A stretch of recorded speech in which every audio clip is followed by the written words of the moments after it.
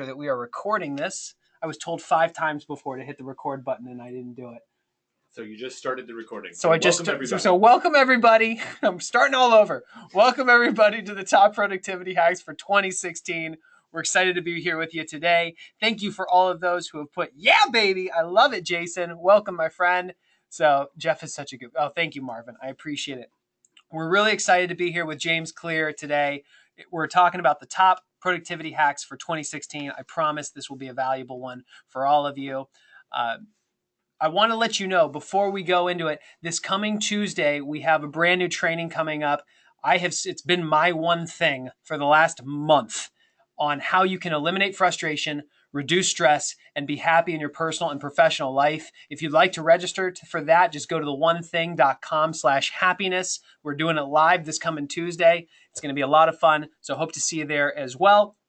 For those of you who are not familiar with the one thing, we're going to take a moment. We're going to go into that. And before we do that, I want to just let you know the 5 things that we're going to cover today.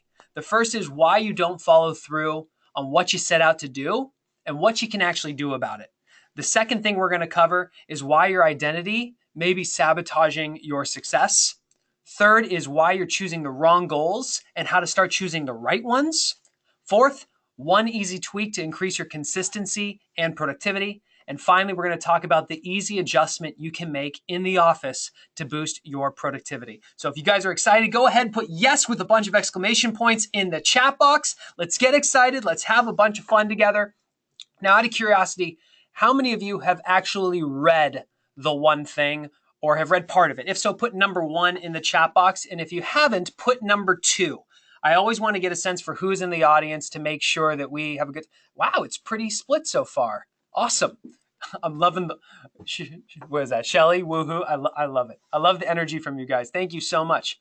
All right, so it's pretty split. So then we're going to dive in real quick and give you the high level overview of the book. It boils down to a principle many of you may be familiar with called the 80-20 principle. How many of you are familiar with this? If so, put 80-20 in the chat box. It's the idea that the majority of your results come from the minority of your efforts. And we even distill it down even further to say, how can you go from the 20% of the 20% of the 20% to the point where you really narrow it down to just one thing? That one thing that you can do such that by doing it makes everything else easier or unnecessary. And it comes down to the idea that when you just knock down that one thing, it can cascade and knock down so many other things in your life, but not just other things, it can knock over bigger things as well. In fact, when our research team was putting 5 years of their hard-earned time into writing this book, they found out that a domino, just a 2-inch domino, can knock over a domino that's actually 50% bigger. So a 2-inch domino can knock over a 3-inch domino, a 3-inch domino can knock over a 4.5-inch domino, and so on and so on. And we've got a pretty fun group over here, so they decided to play with it and see how far could this really go. So they actually graphed it out. They ran the numbers, and they found out that first little 2-inch domino, by the 18th domino, could knock over a structure as tall as the Leaning Tower of Pisa, which is just nuts. By the 23rd, it could knock over a structure taller than the Eiffel Tower, which I've been to France. It was much, much, much bigger than I had expected in real life, much bigger than the one in Vegas. By the 31st one, it could knock over a structure that loomed 3,000 feet above Mount Everest, the tallest peak in the world. And by the 57th domino, if you could actually build it, it could knock over a structure that could reach almost from the Earth to the moon. The reason we share this with you is this is the shape of success, folks. How many of you have chosen to do something? Maybe it was go to the gym. And you kept going, and you kept going, and you kept going, and you just didn't see the results. But you fast forward a few months, all of a sudden you look in the mirror, and you see a different looking you. This is the exact same way in your business. It's the same in your personal life. Success often comes down to identifying that lead domino, that one thing that you can do such that by doing it makes everything else easier or unnecessary, and you knock it down consistently over time, and eventually you have that hockey stick growth. So that is the real heart of the book. That's what we talk about. And at the back end of it is what it takes to build a habit. if once you identify your one thing, how do you make it a habit so it requires little to no effort to do on a daily basis? The unique thing about sharing this slide with you today, for those of you who were with us early, Jay mentioned effectively today, there are officially 66 days left in the year. The reason that means something is because we know on average it takes 66 days to form a habit. Not 21, not 28, not 30. On average, it takes 66 days to form a habit. So you have time to plant that flag in the ground and make one final declaration that you are going to form a power habit by the end of 2016 and set yourself up to make 2017 your best year yet. And I'm curious, for those of you who would like to choose to go on a 66-day challenge, what's one habit that you need to form right now? Go ahead and put that in the chat box. I'd love to see it. I'll tell you, I've been pretty open about this in our Facebook community. One thing I know I should be doing that I haven't been doing is taking better control over my diet. I was a personal trainer in college. I used to be able to do my laundry on my stomach because I had the washboard abs, but that's not the case anymore. Now I sport a nice doughy physique. But it's time for me to get that in check. I've focused on turning my business around. I've focused on my marriage. I've focused on meditation. I've formed 3 power habits this year. And now I'm putting that flag in the ground and saying, I will make a stand around my health. And come January 1st, 2017, I will be looking at a different man in the mirror. So I'm on my journey. I'm 15 days in to my 66-day challenge. I'd love to see where you guys are. So I see Tori says door knocking consistently. I love it. Pierre says prospecting. Haley says lead generation. I see setting a bedtime. I see blah. That's funny. I see back to miracle morning, wake up at 4 a.m. Lead gen, exercise, pray, lead gen. I'm starting to get a sense of who's in the audience. Taking sugar out of my diet. That's an interesting one, Carrie. Let me know how that goes. I have a buddy who cut it out for 30 days and he said it made him feel fantastic. Prospecting. All right. So I love it. You guys have 66 days. It's officially time. Today can be day 1 should you choose to accept the challenge. So I love it. So I'm just going to jump in here since I get to ride in the shotgun seat these days. And can we bring some accountability to your commitment? Oh boy, yes. All right, so how about this? The first Facebook Live of next year, 66 days and change from now, you're going to Facebook Live and show us where your abs are at, right? Jeez. Oh, my God. All right, you just brought it up. Let's make it real. Like, you know at the finish line, you have to, let's put it this way, whether people want to see your abs or not, that may make people flee. Let's say that there's accountability. You have to reveal your progress. Well, the problem is even if I had them, you wouldn't see it through the hair. There you go. All right. So you have to reveal your progress. I will reveal my progress. Challenge accepted. And hundreds of you now get to hold me accountable to that. And I'm updating my progress on our Facebook page pretty much every week. So hope to see you guys over there. So let's get into our conversation today with Mr. James Clear. For those of you who do not know James, he is an author. He is an expert in the productivity space. He's somebody that both Jay and I have followed. We love his work. He does a great job diving deep, researching topics, and putting out amazing content when it comes to productivity and how you can actually get more done by doing less. So it seemed only fitting that James and I connect and figure out how we can collaborate together and help spread the message of productivity in your lives. So we're actually going to do something different. This time we are not going to stick to slides. We're going to turn the cameras on. You're going to see our faces. And James, go ahead, unmute yourself. Say what's up. All right, everybody. Great. Thanks so much for having me, Jay and Jeff. It's good to be here. You are most welcome. So first and foremost, everybody, can you see our faces? If so, put yes in the chat box. I'm trying to see over here. Got a bunch of yes. James, but not us. See James, yes. You cannot see. She can see James, but not me. Yeah, I designed it that way. No, just kidding. We're going to try to figure this out real quick. So this is our camera. Let's go out of here. Oh, you know why? Because I think we need to show my here's Yep. What's going on here? Is your camera not plugged in? It's plugged in. All right. All right. Well, we'll roll with it. Well, you start the conversation, and I'll make sure that it's Yeah. from the camera. All right. Well, we'll figure out the camera side while we talk. Well, James, I appreciate you being with us, man. You have a very nice Yeah, soothing thanks so much for background. having me. I'm happy to be here, and I'm excited to talk. I think we have some good things to go over. Yeah. So you and I got into it and we thought about all the things that we could do to add value to the audience. What would be the most important, the biggest topics that we could cover? And one of the things that really stood out to me is you mentioned something about why people don't follow through on what they set out to do. So why don't you talk a little bit about timing consistency? Sure. So I think timing inconsistency is a very well-studied, well-researched topic, and I think the best way to dive into it is to tell a story.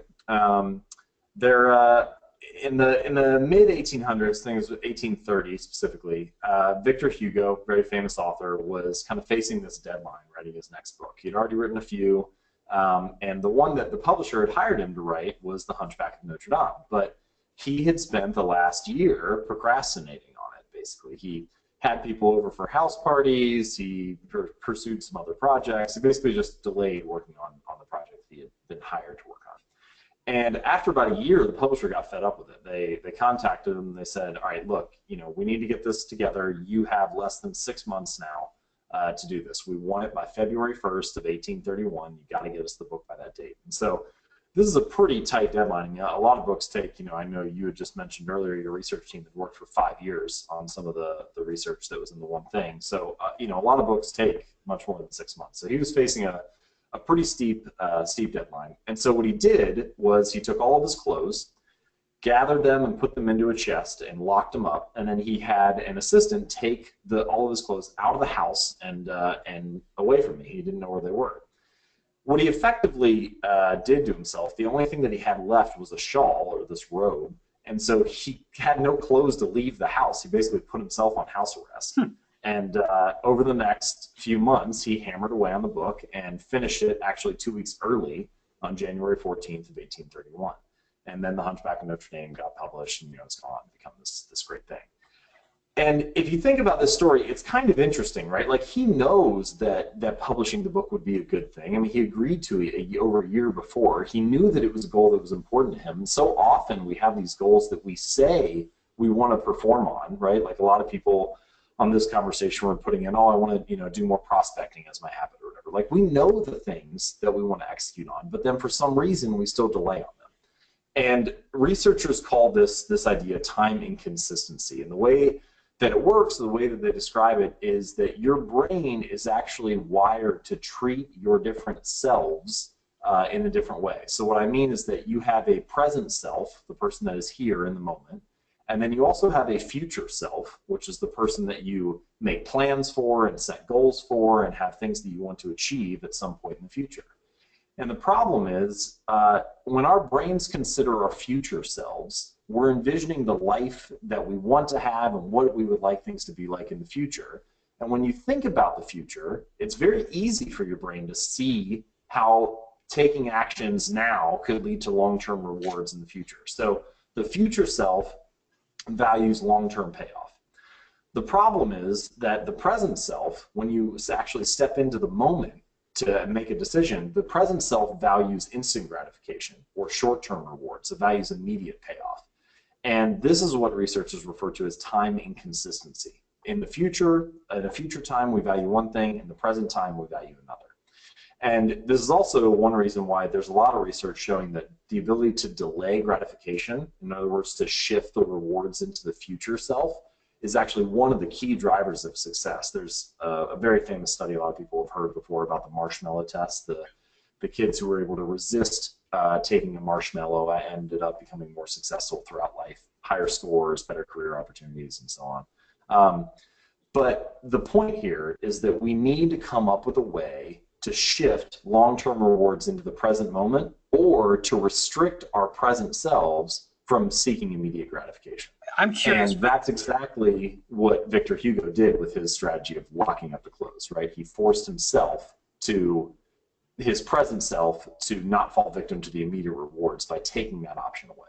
I'm curious how many people who are listening to this, does this really hit home? How many of you are that person where you've got a vision for your future self. There's something you know you should be doing. You want to accomplish something, but the actions that you take today don't line you up to be successful. I mean, and I'm 100% guilty of it. I know what I want my health to look like, but I am a freaking beast when it comes to sugar and cookies. I can't resist it. Like, Cookie Monster. It's just my thing. But I'm curious how many of you are there as well. I'm seeing them coming in. And what's interesting about that, just to take the sugar and cookies example, there are pretty good evolutionary reasons for why our brain is wired to seek immediate gratification and immediate rewards. I mean, when we were living on the African savanna in hunter-gatherer groups, we didn't come across food and sugar as much. It made a lot of sense to be wired that way, to seek that whenever you came across it. Now, I think the punchline of that for our modern society is, yes, salt, sugar, and fat are readily available now, just as to go with the food example. But that doesn't mean that we have to fall victim to our evolutionary instincts, right? We can still rise above and achieve more than that. It just means that we need to be a little more gracious with ourselves and cut ourselves some slack and come up with better strategies for overcoming our evolutionary instincts. So I think that, when we talk about time inconsistency in the brain, for example, it doesn't mean that your brain is broken. There are good reasons for why it's designed that way, but it is a fact of our genetic reality. And so given that, how can we come up with strategies to best operate within those constraints? I think in our book, we hit on a couple of those. We talked about hyperbolic discounting, that the farther away a reward is in the future, the less pull it has over you today. But if I'm hearing you correctly, this is a little bit like when we talked about bunkers, like just eliminating those things from, your current, your present self so that you can focus on the future goal. Like, what would that look like if I'm trying to write a novel, right? I'm trying to write a book. What kind of strategies would I do? Or I'm trying to call my customers every day, which I know is a long-term, right, reward. Right. How do I keep from mowing the yard or, doing the laundry or doing something that sounds useful today, but we know is not going to pay off? Sure. So first of all, hyperbolic discounting, very similar. A lot of researchers use the terms interchangeably, hyperbolic discounting and time inconsistency. But what you're referencing is that, and what I'm trying to hint at here, is that there are two ways to solve the problem, right? The one way is to make the future reward so palatable that we go after it anyway. The other way is to kind of improve by subtraction, as I like to call it, which we'll loop around to that later in the conversation as well. Which is to say, all right, these things are taking me off course now. How can I remove the barriers that are preventing me from working on the thing that's important? So let's take your example of writing a book. Most people write on their computers these days. And so a lot of the time, when you know that you should be working on the book, you actually click on other things instead. You browse Facebook, you check social media, you go to your email inbox. And so one way to design your future actions to overcome time inconsistency is to put software to work for you. So for example, one of the apps that I use is called Freedom. The website I think is just freedom.to. Yeah. And there are other similar ones. One's called Self-Control, another one's Social Media Killer, something like that. There's a plugin that you can install on Chrome called Facebook Newsfeed Eradicator. All of them work fairly similar in that they eliminate your ability to access the social media website or your inbox or ESPN.com or whatever it is that you're wasting time on. So you can set up a recurring block to prevent you from accessing those places. And that's one of the first keys to overcoming time inconsistency, is considering how you can design your future actions in the moment so that you remove the bad choices and increase the number of good options. If you're presented with better options, you're going to make better choices. It's just a factor of your environment.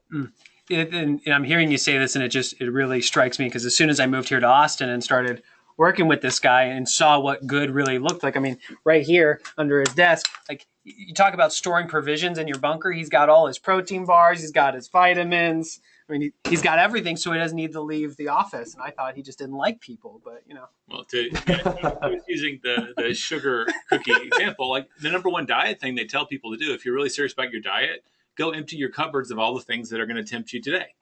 So that if you really want to have donuts, you have to drive to the store and get them. You're not going to trip over them on the way to the carrots. So, however that applies to people, that I love. Do you call it addition by subtraction? Yeah, it's that I can tell you a story about that now. In the 1970s, at the time, Japanese television manufacturers weren't very well known. Sony wanted to get into the game, but American television manufacturers kind of dominated the scene. Mm-hmm. And what's interesting is that the way that Sony became this powerhouse in the television industry was not by coming up with some like breakthrough innovation or some new technology or by using new materials. Instead, what they did was they said, we're going to make the same televisions as everybody else, but we're just going to make fewer mistakes and we're going to do it faster. And so they designed their entire workspace to optimize making a TV, which sounds simple, but they even went to the degree where they would place tools in an area that would reduce the amount of turning that people would have to do in their chairs. So they completely optimized the physical environment. And over the next 2 decades, they ended up becoming this world powerhouse while the share of US television manufacturers went down in the market.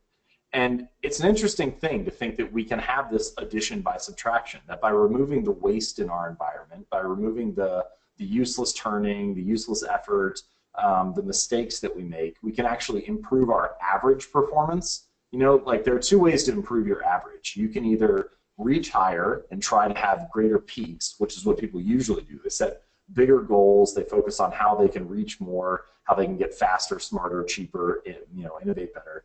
Or you can just reduce the number of mistakes that you make on an average basis, and that will also shift your average forward. And so both strategies are good, right? Both strategies work, but so often we ignore the back end of the curve. And there's a lot of opportunity there. Gary calls that raising the floor. A lot of times we focus on, you know, raising the ceiling, how, you know, the peaks. And when you raise the floor, it takes a lot of the inconsistency out of it too. Like there's no 0 days anymore. Now your floor is just higher. And that can have a huge impact on your momentum too. So in terms of making this practical and implementable for people, what I'm hearing you say is when it comes to setting yourself up for success so that you don't trip over the inclinations that you have today so you can actually do the things you need to do for the long run, it comes down to eliminating those distractions. So I'm curious for the people who are with us today, what is one of those things that's sabotaging your success today that you think you could make a subtle tweak around? Go ahead, put it in the chat box, write it down, and then you get to, you know, after this training, consider if you actually want to take action on doing it or not. James, another idea that you brought up when we were talking was why your identity is sabotaging your success. And you talked about these identity-based beliefs. And that one absolutely resonated with me. Why don't you share that with people? Yeah, so I think the way to consider this is by thinking about behavior change or performance improvement like the layers of an onion, right? So the outermost layer are the results that we want. So, you know, to do 6 figures in revenue this quarter, or to lose 40 pounds in the next 6 months, or whatever it may be. That's the outermost result, the outcome. The next layer in are the actions that we take to achieve that. So whether it's making 10 sales calls each day or going to the gym 3 days a week, that's the plan that we have for achieving this goal, this outcome that we want. And usually the conversation stops there. We think about the goal that we want or the outcome that we want to achieve, and we think about our plan for achieving it. And these are all the SMART goals that we come up with, right? Specific, measurable, actionable, so on. And we think, all right, this is good. Now we just need to execute. But my argument is that there's actually one layer deeper, a core of behavior change, and that core is your identity or the type of person that you believe that you are. Mm-hmm. And the reason that this is important is that if the plan that you come up with or the outcome that you're trying to achieve is not in alignment with the type of person that you believe that you are, then it's going to be really hard to maintain that activity over the long run. You might be able to motivate yourself for a week or even 2 weeks or a month, but at some point it's going to break because you're trying to make actions that are not in alignment with your deepest held beliefs, the values and principles that you hold dear. And so the question then becomes, well, okay, but what if I don't like my identity? What if I want to become something better? How do I change it? Mm-hmm. And the good news is that it's a two-way street, but the way that it works is that small choices that we make each day end up shifting the identity or the beliefs that we have about ourselves. So there's a very famous study and a lot of psychology research around this concept called the foot in the door technique. And in the 1970s, researchers went to a neighborhood in California, a fairly upscale neighborhood, and they asked people to put a little sign in their window, you know, maybe the size of like a 3x5 card, that said, please drive safely.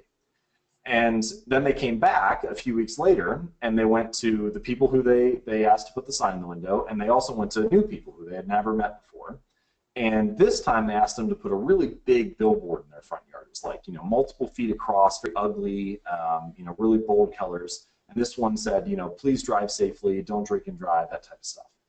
Well, what they found was that the people they had never gone to before, most people were like, no, I don't want this ugly billboard in my yard. 17% of them said yes, and the rest said no. But the people that had already committed to putting the little 3x5 card in their window a couple weeks before, they were far more likely to say yes. Like almost 80% of them, 70 or 80% of them said yes to the request. And the idea here is that by taking this small action and putting this little card in their window a couple weeks before, they were making a statement about who they were and the type of beliefs that they held.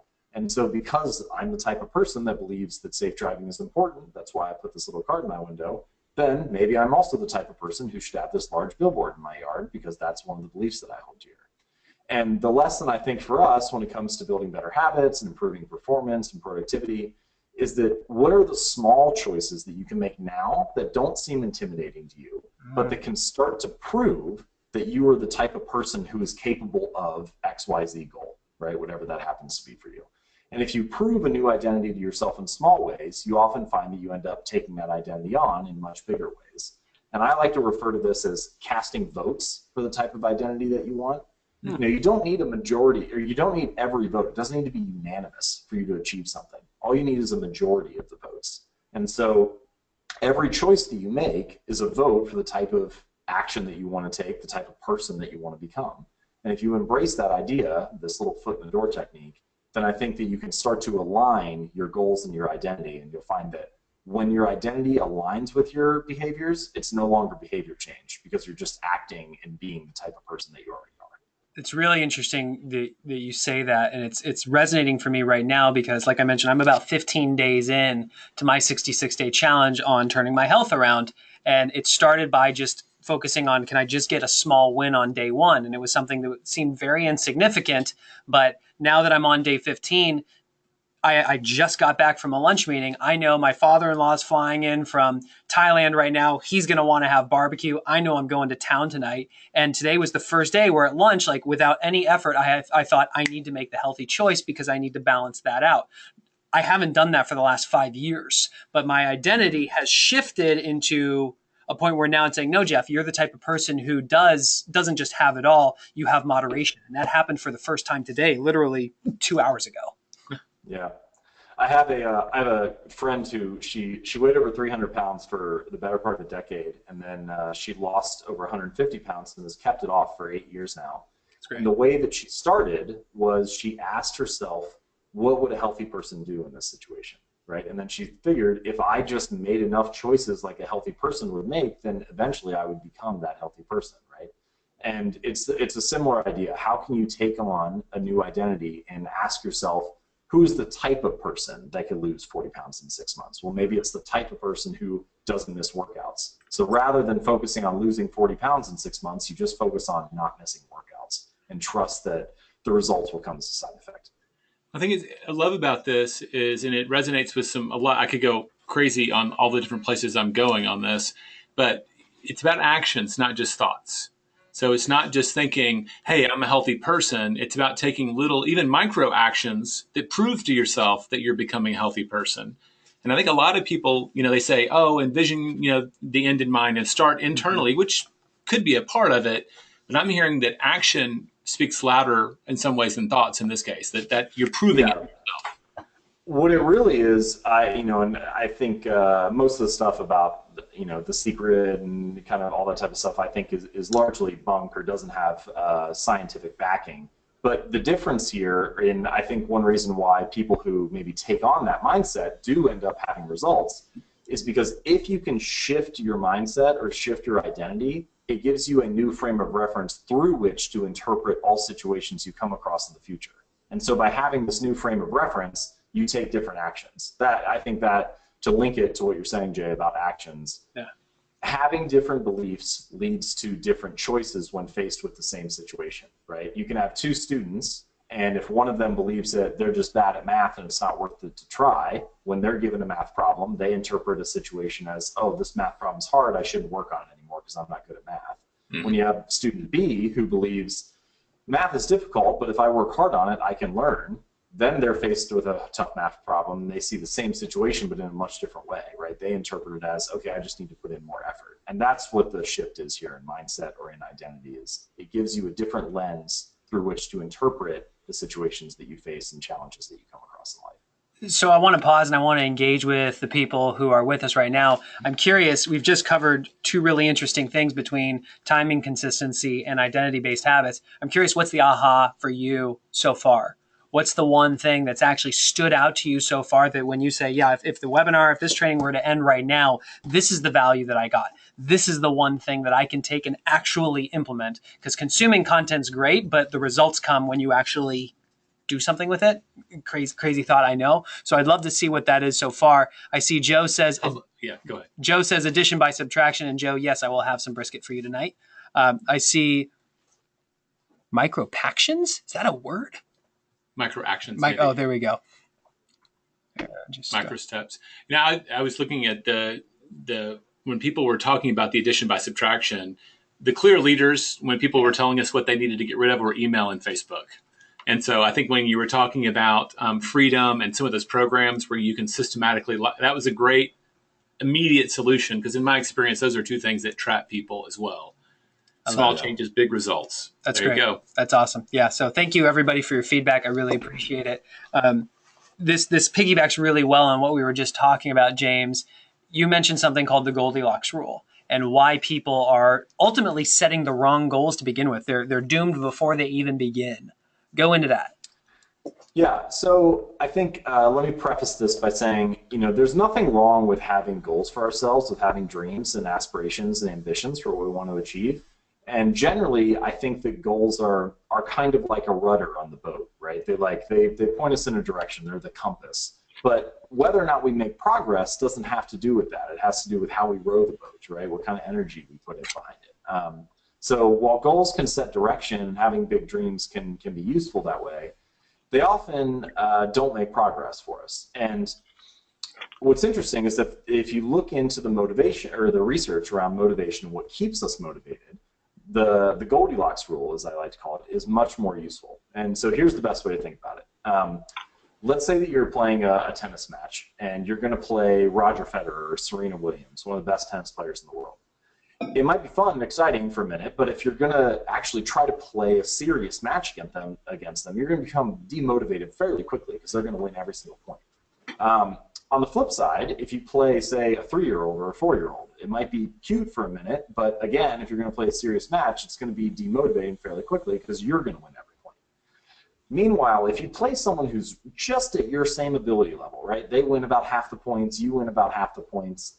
It's a task that is just manageable. That actually is one of the most motivating things for human beings. Human beings love challenges, but only if they're within this optimal zone of difficulty, right? Victory is not guaranteed, but it is possible.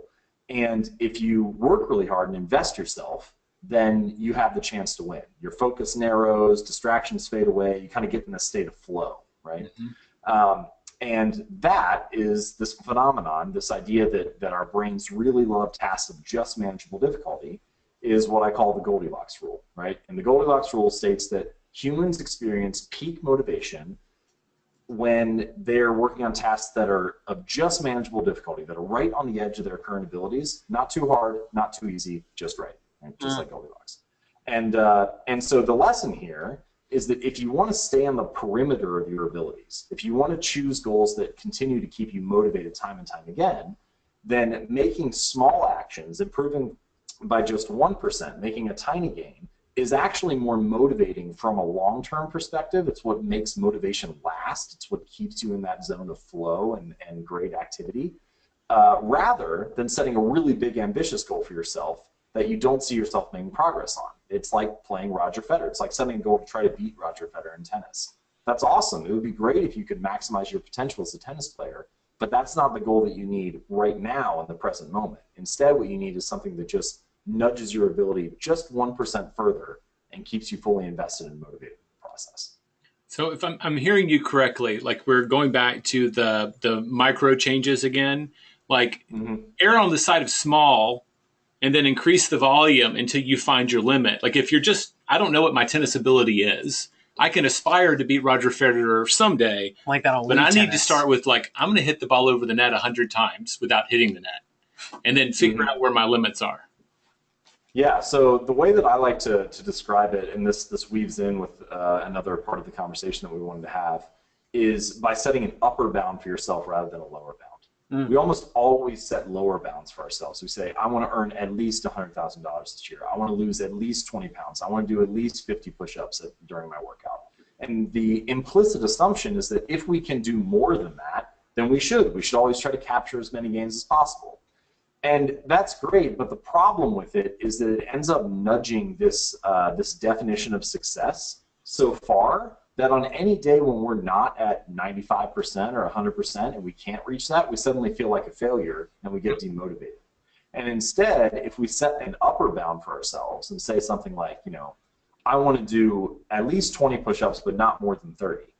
Or I want to go, I actually had a reader who did this. He wanted to lose weight, and he set a goal for himself where he said, I have to go to the gym 5 days a week, but I'm not allowed to stay for more than 5 minutes.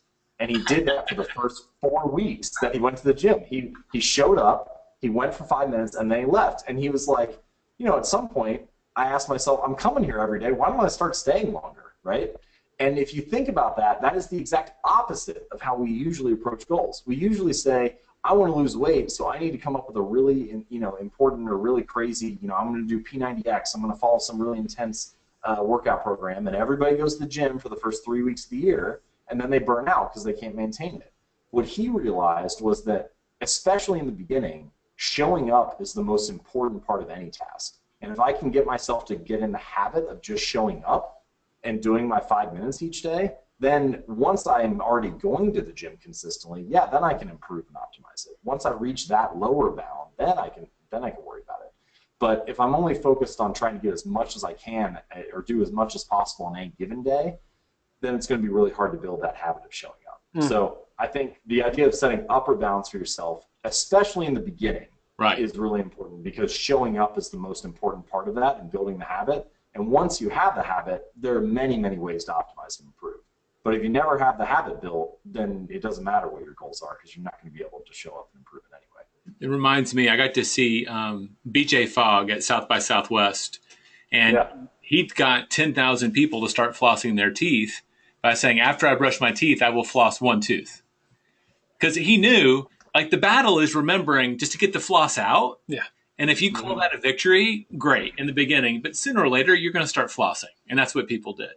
So yeah, it's so funny. I know that example as well, and BJ Fogg has a lot of great material on building better habits. It's interesting. You know, what's funny, what we're really talking about here is reducing the friction of starting a behavior, right? We know that doing something is important. How do we reduce the friction of starting it and maintaining it consistently? Because if you think about it, habits are really just an exercise in getting started over and over again. If you get started on the same thing 30 days in a row or 66 days in a row, then that is a habit. So it's just figuring out how to get started. And what's funny about getting started and procrastination is we often think, oh, I'm procrastinating on this thing. I'm not working out. I'm not writing a book. I'm not calling prospects, whatever that habit is that you're trying to build. And so our assumption is the habit is the hard thing. But actually, when you're in the work, like once you've already called a client, it's usually much easier to continue the work. Once you've already started writing the book, it's not being in the work that is hard. Being in the work often is easier than procrastinating, because usually when you're procrastinating, you're feeling guilty and you feel shame about not doing the thing you want to do. When you're in the work, you feel great about it. You feel good about making progress. So the friction is all built around starting the work. And if you can figure out ways to reduce the friction of starting, then you often find that procrastination fades away, or the way that I like to phrase it, motivation often comes after starting, not before. We think that we need to get motivated to do something, but in fact, what we need is to figure out a way to make starting easier and trust that motivation will follow action rather than precede it. That's awesome. I love that. I've never, you very concisely summed up so much in a very quick way. I mean, the beginning matters so much. Should we, I know we've got about 20 minutes left. Yeah. Remind folks about the questions. So for those of you, we're going to cover one more topic with James before we turn it over to you. and we really want to hear your questions. I can already see some of them have started to come in. So if you have questions about any of the topics we've covered so far or anything else, go ahead and put those in the questions section, and we will make sure to flag them, and then we can turn it over to Q&A. Man, motivation comes after starting, not before. That was right. That's going to be a new Facebook post for me. Now I'm excited. I knew I had to do something today. So the final thing, and this is something that I really care a lot about, is the office environment and setting it up so that you are successful. We refer to it as establishing and building your bunker. What can people do to really design their environment the right way so it can be productive for them? Yeah. So first, I want to kind of set the stage and showcase why this is so important, because I think sometimes it's really easy to gloss over, like, oh, my office or my kitchen, like I live here every day, and not realize why or to what degree that can shape our behavior. So there's a really great example. It was discovered by a scientist named Jared Diamond, and what he did was he analyzed how quickly agriculture spread across the continents, basically. And what he realized is that different continents have different shapes, which sounds simple, but the primary axis of Europe and Asia, that whole landmass, is east to west, right? It's mostly long. Whereas the primary axis of North and South America, that whole landmass, is vertical. Same way with Africa, the primary axis is north to south. Well, what's interesting about that is that if you have the primary axis being north to south, then the climate is very different, right? Think about like Canada compared to Florida. Right. Or the Bahamas compared to Argentina or something like that. Well, in different climates, different crops grow, right? You can't grow tomatoes in the snow in Canada the same way that you can in the sunshine in Florida. Like it's not the same process. And so in Asia, where the climate was very similar, rainfall was similar, the sunlight was similar, the crops, you could grow the same thing in France all the way across to China. The same crop could perform. Whereas in America, you would need to figure out new crops to domesticate every time the climate zone changed. Well, this led to agriculture spreading across Europe and Asia about 2 to 3 times faster than it did up and down the Americas and Africa. And the result of that is with more crops, they could support a bigger population. With a bigger population, you had more people to come up with ideas, technological innovations, creativity, civilization blossomed and expanded. And so one of the reasons why Europeans came across the Atlantic and overtook the Incas and the Aztecs and the native tribes of North and South America is because they had more people and more technology. They had the guns and steel and ships, right? The title of Jared Diamond's book is called Guns, Germs, and Steel. It's a really, really good read. But one of the primary reasons for that is simply because of the environment they were living in, right? The environment allowed agriculture to spread and populations to grow. So the point here is it doesn't matter how motivated of a farmer you would be in the snow in Canada, you're not going to be able to grow a tomato there. It doesn't matter how talented or motivated you are. The same is true for our daily habits and environment, right? It doesn't matter how talented or motivated you are. If you're fighting your environment to make progress, it's really hard to stick to positive habits in a negative environment. And this is true in small ways and in big ways. It shapes the way that our society is expanded across the globe. It shapes whether or not you're productive on a daily basis. So let me give you kind of 3 ways that you can go about doing this for your daily life. So the first one is you can try to shape your environment to automate good decisions. So I already gave the example about freedom, right? Automatically, blocking software and stuff like that that's distracting. Another really good example, we've talked about health a couple times. The average size of the plate, a dinner plate in the United States, has increased 22% since 1970. So if you simply get smaller plates, you will serve yourself less food and eat less food. So basically, by buying smaller plates and designing your environment in that way, you're designing your future portion size ahead of time. Yep. So one way is to automate your environment to make good decisions easier. The second thing that you can do is arrange or optimize your environment so that the decisions that you need to make interrupt the flow of your normal day. So one of my favorite examples is from PetSmart. They started this charity called PetSmart Charities, and all they did was during the checkout process at a PetSmart, you would swipe your card, and then before you signed, you would be prompted with a screen, and it would say, do you want to donate to help save homeless animals? And through this one little prompt that got in the flow that interrupted the normal checkout path, they raised $40 million a year. And so this idea that you can interrupt the flow of your normal behavior, it works in a variety of ways. You know, let's say you want to practice a musical instrument.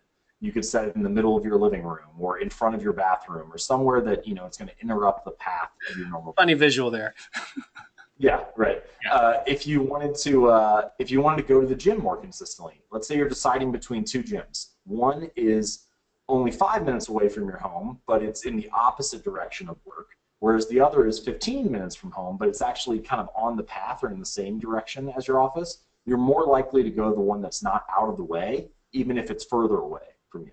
So by interjecting things in the flow of your daily behavior, you can kind of help your environment to work for you rather than against you.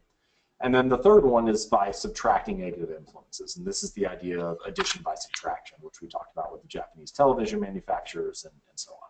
But by structuring your environment in a way to, you know, the general two-step process is how can I put more steps between me and the bad behaviors and fewer steps between me and the good behaviors. And Jay, to circle it back to BJ Fogg, the way that he likes to describe this process is he calls it designing for laziness. Yeah. So he wanted to eat less popcorn. He liked popcorn, but just didn't want to eat as much of it. So he took it out of his pantry, walked down the hallway, climbed up the ladder, and put it on the highest shelf in the garage. Now, if he really wants it, he can just go out and get it, right? It's only 30 seconds away. But if he's designing for his lazy decision, for his default action, he's not going to go out and get it. So how can you design your environment to present yourself with better defaults each day and trust that your lazy decision or your default action will simply follow as a result of the environment that you're in? I love it. I mean, I don't know who said it, but the old axiom is that success isn't difficult. It's just that not doing what you need to do is easier. And you're trying to flip that equation, right? I remember when Gary made a commitment, my co-author Gary Keller made a commitment to drinking more water. One of the things he did is that he knew he had to drink, I think it was 8 12-ounce bottles, or whatever. His goal was around that. He just made sure every room he went into was like covered in bottles. Yep. So like when my wife was doing it, we just copied it. Said, all right, we're going to put a water bottle in your car. We're going to put a water bottle on your desk. We're going to put a water bottle, you know, by where your reading chair is. So everywhere you go, you don't even have to get up to get it. The water will be there. And then you don't have to do extra steps to do it. And it was totally effective, just putting it in the environment. So there's actually a great research study from, they came out of Harvard Medical School. They did it at Massachusetts General Hospital, and they did just that. They restructured the hospital cafeteria and put water bottles. They made water bottles more prevalent in the cafeteria, and they added them to all of the refrigerators that had soda in them. So you could still get a Coke if you wanted. It was right there. But what they found was that water sales went up 26% and soda sales decreased 11%. And they didn't even talk to anybody. No motivation, no willpower, nothing. All they did was change their environment. And what's interesting about that is if you were to go to someone sitting in the cafeteria and ask them, why are you drinking a Coke or why are you drinking water? They would have said, oh, well, I wanted this. But in reality, 26% of the people just chose water because it was presented to them. And, you know, it's just, you're right, it's just what's easy for us. And so how can we make good choices easier and the bad choices harder? Love that. So I just want to recap the 5 things, and then we're going to jump into Q&A. The first thing, the reason we don't follow through on what we set out to do is comes down to timing inconsistency. What we want today is different from the future. And the thing you can do to correct that is really to eliminate the things that will sabotage you in the first place. Then we talked about why your identity is sabotaging your success, which if you want to shift your identity, start small. Just that one small action can ultimately lead to you shifting how you perceive yourself.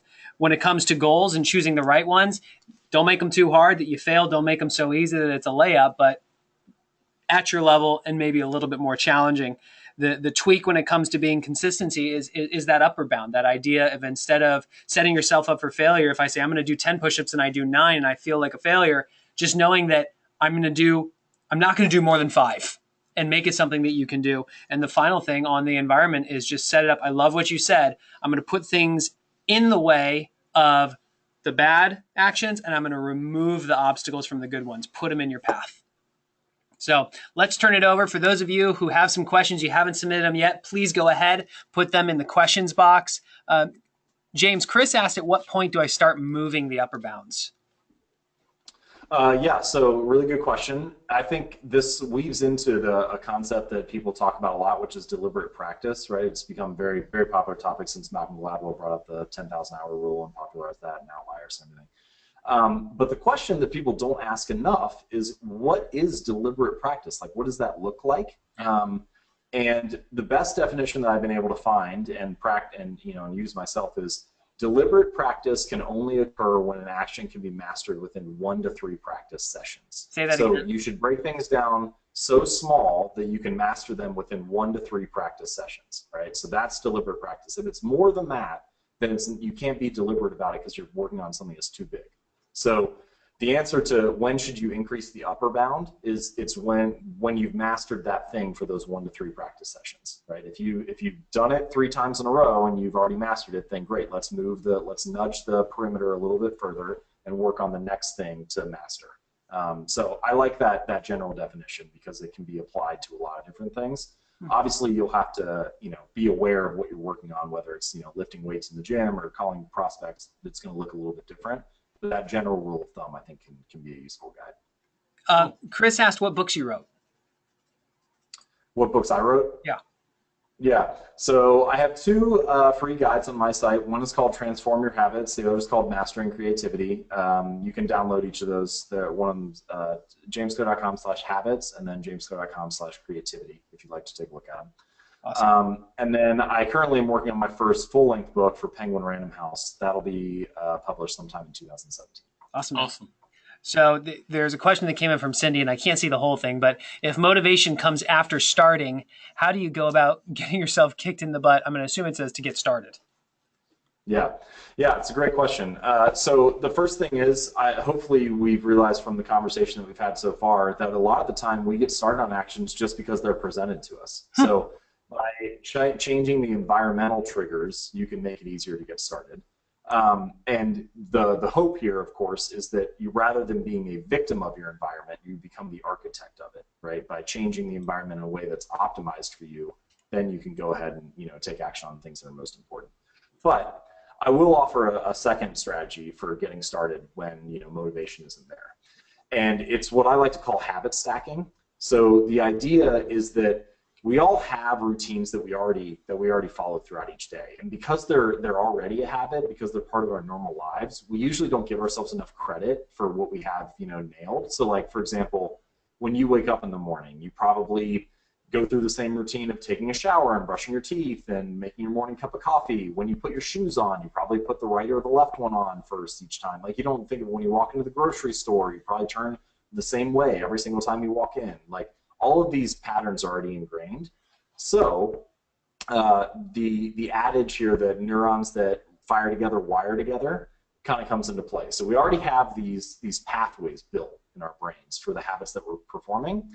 And one of the best ways to add a new habit on to get started on behaviors that we may not feel motivated for is to tap into that neural network and kind of use it as an on-ramp for your new behavior. So, for example, let's take a popular habit like meditating each day. So you might want to do meditation, and you already make a morning cup of coffee. So you could say, when I make my morning cup of coffee, then I will meditate for 60 seconds. So you stack the new behavior on top of the old behavior.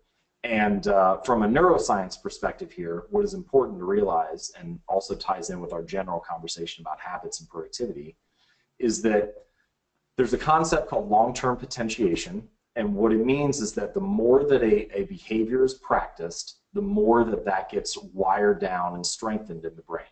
And the punchline here that doesn't use any technical terminology is changes in nerve activity precede changes in nerve structure. So by doing the activity first, then you are leading to actual physiological structural changes in your brain.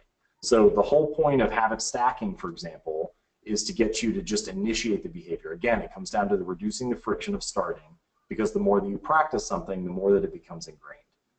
And you all have already mentioned multiple times that the average habit takes 66 days and so on. The range for that can be months. It can be up to 8 months usually. For really, really hard habits, and it can be shorter for really easy ones. It can be 20 or 25 days. But the point here is that habits need to be repeated in order to be ingrained or encoded in the mind.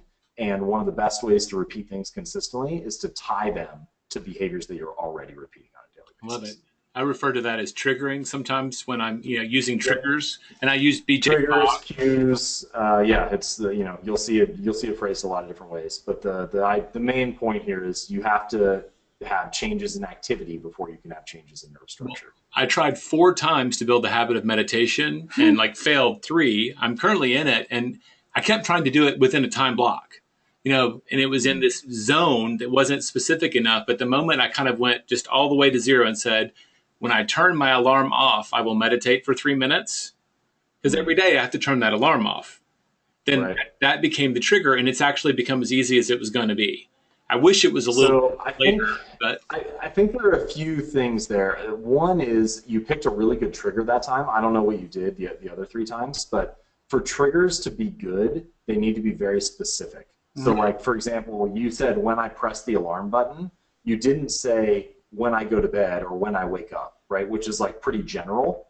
You had a specific action that happened after. So if I was going to say, I want to do 20 push-ups at lunch each day, at lunch is very general. If I said, when I close my laptop for lunch, then I will do 20 push-ups, that is super specific. So the more specific the trigger is, the better the likelihood that you'll actually follow through. Mine was when I park my car in the parking garage, I will close my eyes and meditate for 3 minutes, and now it's a habit. I do it every day. Yeah, there you go. That's really interesting. I love that. Here we go. How many process goals per outcome goal from John? Good question. So I think the distinction that I want to make before I answer it numerically is there's a difference between systems and goals, right? If you are a coach, your goal might be to win a championship, but your system is what your team does at practice each day. It's how you recruit new players, the strategy that you have for the game. If you're a writer, your goal might be to write a best-selling book, but your system is the way that you write each week, the way that you ship words, the process for editing your work, how you research new topics and read books each week. If you're in sales and marketing, you're an entrepreneur, your goal might be to build $1 million business, but your system is how you follow up with prospects and reach out to people and so on. And goals by themselves will never drive a result, but systems by themselves will, which is an interesting thing. Often, systems are running without us even designing them, and they end up shaping our behavior. So the key here is to have the outcome that you want aligned with the system that you have built. So when we ask questions like, how many processes for each outcome goal, the answer is it's whatever the system is that you need to build for that particular for that particular outcome. So my approach would be, I like to set an outcome for myself or some kind of vision that I have for what I want to achieve, and then I think about it as putting the goal on the shelf, right? Great, I have a sense of direction. I'm not even going to think about it anymore because it doesn't matter. If I know what direction I'm moving in, if I know what true north is on the compass, then I just put all of my energy into the systems and daily processes and habits, because I can trust that as long as a habit is organized around that general direction, it's going to move me forward. So I don't know that there's a numerical answer to that, but I'll say that I think that systems are far more important than goals. Awesome. I appreciate that. Well, let's do this. I want to go ahead and show people where they can learn more about you. So give me a second. Let's go to this.